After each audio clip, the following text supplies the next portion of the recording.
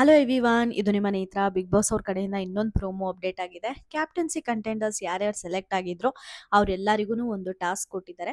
ಈ ಒಂದು ಪ್ರೋಮೋ ಮೂಲಕ ಯಾವುದು ಟಾಸ್ಕು, ಯಾವ ಥರ ಟಾಸ್ಕು, ಯಾರ್ಯಾರು ಆಡ್ತಿದ್ದಾರೆ ಅಂತ ಅಂತೂ ಐಡಿಯಾ ಬರುತ್ತೆ. ಆ ಪ್ರೋಮೋ ಏನು ಎತ್ತ ಅಂತ ಮಾತಾಡೋದಕ್ಕಿಂತ ಮುಂಚೆ ನನ್ನ ಚಾನಲ್ಗೆ ಇನ್ನೂ ಯಾರಾದರೂ ಸಬ್ಸ್ಕ್ರೈಬ್ ಮಾಡ್ಕೊಂಡಿಲ್ಲ ಅಂದರೆ ದಯವಿಟ್ಟು ಸಬ್ಸ್ಕ್ರೈಬ್ ಮಾಡ್ಕೊಳ್ಳಿ. ವಿಡಿಯೋ ಇಷ್ಟ ಆದರೆ ಲೈಕ್ ಮಾಡಿ, ಕಮೆಂಟ್ ಮಾಡಿ ಅಂತ ಹೇಳ್ತಾ ಇನ್ನು ಡೈರೆಕ್ಟ್ ವಿಚಾರಕ್ಕೆ ಬರೋದಾದರೆ, ನಮ್ಮ ಈ ಪ್ರೋಮೋ ಅಲ್ಲಿ ನಮಗೆ ಒಂದು ಕ್ಲಾರಿಟಿ ಸಿಗುತ್ತೆ. ಗೌತಮಿಯವರು ಬೆಳಿಗ್ಗೆ ಗೌತಮಿ ಮತ್ತು ಮೋಕ್ಷಿತಾ ನಡುವೆ ಏನು ಫೈಟ್ ನಡೀತಾ ಇತ್ತು ಬೆಳಿಗ್ಗೆ, ಅದಕ್ಕೆ ಒಂದು ಕ್ಲಾರಿಟಿ ಸಿಗುತ್ತೆ ಅಂತ ಹೇಳ್ಬೋದು ಈ ಪ್ರೋಮೋ ಮೂಲಕ. ನಮ್ಮ ಗೌತಮಿ ಅವರು ಆ್ಯಕ್ಚುಲಿ ಆಡ್ತಾ ಇದ್ದಂಗೆ ನನಗಲ್ಲಿ ಕಾಣಿಸ್ತಾ ಇದೆ. ಮೋಕ್ಷಿತಾ ಅವರು ಯಾಕಂದರೆ ಮೋಕ್ಷಿತಾ ಅವ್ರು ಬಂದ್ಬಿಟ್ಟು ಅದನ್ನು ಓದ್ತಾ ಇದ್ದಾರೆ ಕೆಳಗಡೆ ಮಲ್ಕೊಂಡಿದ್ದಂಗೆ. ನಾನು ಇವಾಗ ಜಸ್ಟ್ ಪ್ರೋಮೋನ ಪ್ಲೇ ಮಾಡಿ ನೋಡ್ತಾ ಇದ್ದೆ. Just second, let me mute. ಅಲ್ಲಿ ಮೋಕ್ಷಿತಾ ಮತ್ತೆ ಧನರಾಜ್ ಅವ್ರು ಆಡ್ತಾ ಇದ್ದಾರೆ. ಅಂದ್ರೆ ಗೌತಮಿಯವರು ಧನರಾಜ್ ಅವ್ರು ಆಡ್ತಿದ್ದಾರೆ ಅಂತಾನೆ ಫುಲ್ ಕವರ್ ಅಪ್ ಆಗಿ ಹೋಗ್ಬಿಟ್ಟಿದೆ. ಸ್ಟಾರ್ಟಿಂಗ್ ಪ್ರೋಮೋ ಆದ ತಕ್ಷಣನೇ ಗ್ಲಿಚ್ ಬರುತ್ತೆ. ಧನರಾಜ್ ಅವರು ಹಿಡ್ಕೊಂಡಿದ್ದಾರೆ. ಯೂಶಲಿ ಧನರಾಜ್ ಅವರು ಆಡ್ಬೇಕಿತ್ತು, ಆದ್ರೆ ಅವರು ಕಾಲು ಹಿಡ್ಕೊಂಡಿದ್ದಾರೆ. ಗೌತಮಿ ಅವರಿಗೆ ಸಪೋರ್ಟ್ ಕೊಡ್ತಾ ಇದ್ದಾರೆ. ಇಲ್ಲಿ ಭವ್ಯ ಅವರು ಬೇರೆ ಟೀಮಲ್ಲಿ ಇದ್ರು, ಬೇರೆಯವ್ರ ಟೀಮಲ್ಲಿ ಇದ್ರು ಕೂಡ ಇಲ್ಲಿ ಶಿಶಿರ್ ಅವ್ರಿಗೆ ಸಪೋರ್ಟ್ ಮಾಡ್ತಾ ಇದ್ದಾರೆ. ಸೊ ಇಲ್ಲಿ ಯಾಕೆ ಗೌತಮಿ ಅವ್ರು ಆಡ್ತಾ ಇದ್ದಾರೆ, ಧನರಾಜ್ ಅವ್ರು ಯಾಕೆ ಕಾಲು ಹಿಡ್ಕೊಂಡಿದ್ದಾರೆ? ಯಾಕಂದ್ರೆ ಯೂಶಲಿ ಅಲ್ಲಿ ನಮ್ಮ ಮಿಕ್ಕಿದವ್ರನ್ನೆಲ್ಲರನ್ನೂ ನೋಡಿದ್ರೆ, ಶಿಶಿರ್ ಅವ್ರನ್ನ ನೋಡಿದ್ರೆ, ಮತ್ತೆ ಈ ಕಡೆ ನಮ್ಮ ಯಾರು ರಜತ್ ಅವ್ರನ್ನ ನೋಡಿದ್ರೆ, ಪ್ರತಿಯೊಬ್ರು ಯಾರು ಕಂಟೆಂಡರ್ಸ್ ಆಗಿ ಸೆಲೆಕ್ಟ್ ಆಗಿದ್ದಾರೋ ಅವರು ಆಡ್ತಾ ಇದ್ದಾರೆ. ಯಾರು ಸಪೋರ್ಟ್ ಮಾಡಬೇಕು ಅಂತ ಇದ್ದಾರೋ ಅವರು ಕಾಲಿಡ್ಕೊಂಡಿದ್ದಾರೆ.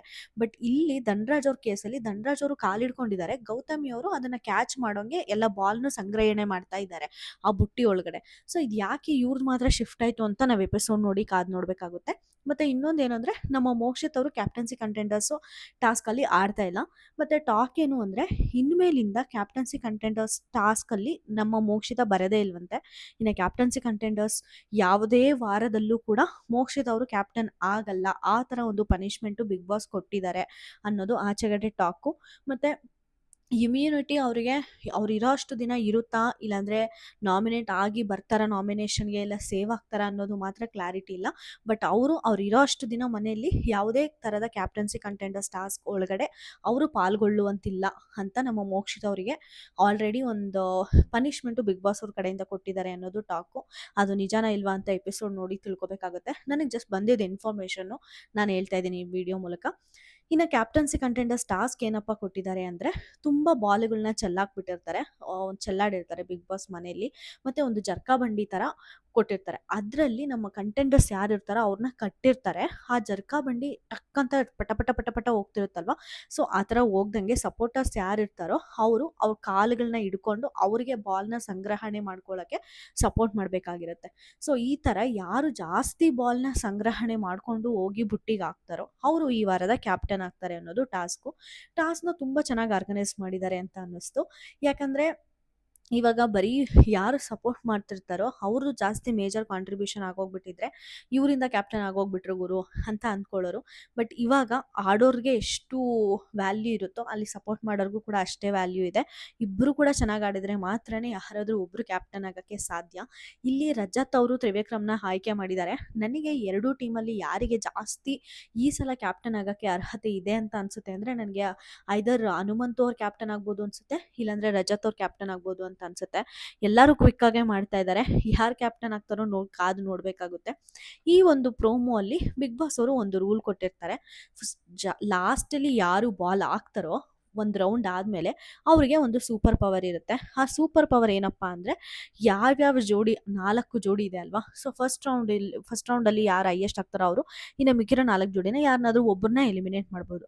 ಅದೇ ತರ ಒಂದೊಂದೇ ಜೋಡಿ ಎಲಿಮಿನೇಟ್ ಆಗ್ತಾ ಹೋಗುತ್ತೆ. ಲಾಸ್ಟ್ ಅಲ್ಲಿ ಕೊನೆಗೆ ಯಾವ ಜೋಡಿ ಉಳ್ಕೊಳ್ಳುತ್ತೋ ಅವರು ಬಂದ್ಬಿಟ್ಟು ಈ ಸಲ ಒಂದು ಕ್ಯಾಪ್ಟನ್ ಆಗ್ತಾರೆ ಮನೆಗೆ. ಈ ತರ ಒಂದು ಆರ್ಗನೈಸ್ ಮಾಡಿರ್ಬೇಕಾದ್ರೆ ಯಾವ್ದೋ ಒಂದು ಸುತ್ತಲ್ಲಿ ನಮ್ಮ ರಜತ್ ಅವರು ಗೆದ್ದಿರೋದಂತೂ ನಮಗ್ ತೋರಿಸ್ತಾ ಇದ್ದಾರೆ ಪ್ರೋಮಲ್ಲಿ. ರಜತ್ ಅವ್ರು ಗೆದ್ದು ಚೈತ್ರ ಅವ್ರನ್ನ ಆಚೆ ಇಡ್ತಾ ಇದ್ದಾರೆ. ನನಗೆ ನಿಮ್ಗೆಲ್ಲರಿಗೂ ಅಂದ್ರೆ ನನಗೆ ಕಮೆಂಟ್ಸ್ ಅಲ್ಲಿ ಆಗ್ತಾ ಇದ್ದಾರೆ, ಚೈತ್ರ ಫೈರ್ ಬ್ರ್ಯಾಂಡು ಅದು ಇದು ಅಂತ ಎಲ್ಲ. ನಾವು ಓಕೆ, ಒಂದು ರೈಟ್ ಪಾಯಿಂಟ್ಗೆ ಸ್ಟ್ಯಾಂಡ್ ತಗೊಂಡ್ರೆ ಸೂಪರ್ ಗುರು, ಅವರು ಸೂಪರಾಗಿ ಆಡ್ತಾ ಇದ್ರು ಅಂತ ಅನ್ಬೋದು. ಬಟ್ ನನಗೆ ಅವ್ರು ಸಿಕ್ಕಾಪಟ್ಟೆ ಕಿರ್ಚಾಡ್ತಾ ಇದ್ದಾರೆ, ಅನ್ವಾಂಟೆಡ್ಲಿ ಬಾಯ್ ಮಾಡ್ತಾ ಇದ್ದಾರೆ. ನಾನು ಕಾಣಿಸ್ಕೋಬೇಕು, ನನ್ನ ಕ್ಯಾಮ್ರಾಗೋಸ್ಕರನೇ ಕಾಣಿಸ್ಕೋಬೇಕು ಅನ್ನೋ ಥರ ಕಿರ್ಚಾಡ್ತಿದ್ದಾರೆ ಅಂತಾನೆ ನನಗೆ ಅನ್ಸೋದು. ಅಲ್ಲಿ ರಜತ್ ಅವರು ಸೂಪರಾಗೆ ಚೈತ್ರ ಅವ್ರಿಗೆ ಮಾತಾಡಿದ್ರು ಅಂತ ಅನ್ನಿಸ್ತು ನನಗೆ. ಏನು ಯಮುನ ನಾವು ತೆಗ್ದೇ ಹಾಕ್ಬಾರ್ದಾ, ಯಾವ ಟಾಸ್ಕ್ ಅಂದು ಯಮುಂದೊಂದೊಳ್ಳೆ ಗೋಳ ಆಯ್ತಲ್ಲ ಗುರು ಅಂತ ಅಂತಾರೆ. ನನಗೂ ಅಷ್ಟೇನೆ ಸೀರಿಯಸ್ಲಿ ಚೈತ್ರ ಅವ್ರು ಮಾತಾಡ್ತಿರ್ಬೇಕಾದ್ರೆ ನನಗಂತೂ ಇರಿಟೇಟ್ ಆಗುತ್ತಪ್ಪ. ನೀವು ಚೈತ್ರ ಅವ್ರ ಫ್ಯಾನ್ಸ್ ಇರ್ತೀರಾ ನೋಡಿ, ನಾನಂತೂ ತಪ್ಪಂತ ಹೇಳಲ್ಲ. ಹಂಗಂತ ನಾನು ಅವ್ರನ್ನ ಹೇಟ್ ಮಾಡ್ತೀನಿ, ನಾನು ಅವ್ರನ್ನ ಕಂಡ್ರೆ ಆಗಲ್ಲ ಅಂತ ಹೇಳ್ತಾ ಇಲ್ಲ. ಮಾತಾಡೋ ಟೈಮಲ್ಲಿ ಮಾತಾಡಬೇಕು. ಮಾತಾಡೋ ಟೈಮಲ್ಲೂ ಕೂಡ ಎಷ್ಟು ಮಾತಾಡಬೇಕೋ ಅಷ್ಟೇ ಮಾತಾಡಬೇಕು. ಅದು ಬಿಟ್ಟು ಸುಮ್ಮನೆ ಕಿರ್ಚಾಡ್ತಾ ಇರ್ತಾರೆ. ಇವಾಗ ನೋಡಿ, ಕ್ಯಾಪ್ಟನ್ಸಿ ಕಂಟೆಂಡರ್ಸಿಂದ ರಜತ್ ಅವರು ತೆಗೆದ್ರು, ಓಕೆ. ಯಾಕೆ ತೆಗೆದ್ರು ಅನ್ನೋದ್ರ ಬಗ್ಗೆ ವಾದ ಮಾಡಬೇಕೇ ಬಿಟ್ಟು, ಅದು ನಿಮ್ಮ ಇದಾಗಿರಲ್ಲ, ನಿಮ್ಮ ಥಾಟ್ ಆಗಿರಲ್ಲ ಅಂತ ಗೊತ್ತು ಬಿಡಿ. ತ್ರಿವಿಕ್ರಮ್ ಹೇಳ್ಕೊಟ್ಟಿದ್ದಾರೆ ಅಂತ ಅವ್ರ ಉದ್ದೇಶ.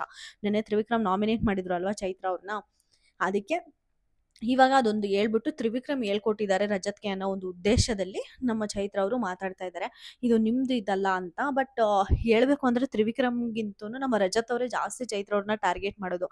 ಬಾಸ್, ಬಾಸ್ ಅನ್ಕೊಂಡು. ಇಷ್ಟೊಂದು ಇರಿಟೇಟ್ ಮಾಡಿದ್ರೆ ಡೆಫಿನೆಟ್ಲಿ ಯಾರಾದ್ರೂ ಅಂತಾರೆ. ಅಲ್ಲಿಗೆ ಸರಿಯಾಗೇ ಅಂದ್ರು ಅಂತ ಅನ್ನಿಸ್ತು ನನಗೆ. "ಏನ್ ಈ ಅಮ್ಮನ್ನ ನಾವು ತೆಗಿಲೇಬಾರ್ದಾ?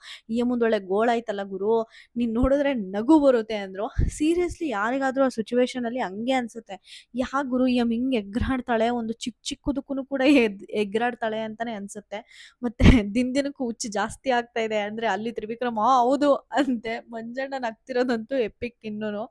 ಸರಿಯಾಗಿ ಎಲ್ಲಾರು ಆಡ್ಕೊಂಡು, ಸಾರಿ ಆಫೀಸಲ್ಲಿ ರೆಕಾರ್ಡ್ ಮಾಡ್ತಾ ಇದ್ದೀನಿ, ಭಯ ಆಗುತ್ತೆ ಯಾರು ಡೋರ್ ತಕ್ಕೊಂಡು ಒಳಗಡೆ ಬರ್ತಾರಾ ಅಂತ.